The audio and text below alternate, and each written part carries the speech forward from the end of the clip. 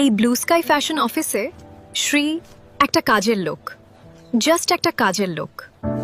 Sir, আপনার coffee, ma'am আপনার green tea. ওখানে রেখে দাও। আর দাঁড়িয়ে থেকো না, বেরিয়ে যাও। শুনছো, এই ফাইলটা 5 মিনিটের মধ্যে এমডির টেবিলে চাই। দেরি হলে কিন্তু ভালো হবে না। জি স্যার, এখনই নিয়ে যাচ্ছি। Ensure the revised projections are sent to the Singapore team immediately. হ্যাঁ স্যার, দেখছি। সাবধানে করো। এটা কিন্তু খুব দামি জুতো, কিছু হলে তোমার বেতনের থেকে কেটে নেওয়া হবে। জি স্যার, সাবধানে করছি। এই জিপটা ঠিক করে দাও তাড়াতাড়ি, শো শুরু হয়ে যাবে।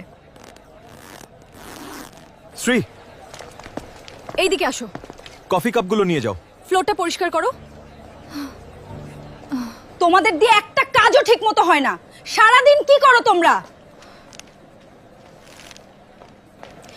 তোমার মতো লোকজনের জায়গা এটা না, বুঝেছো?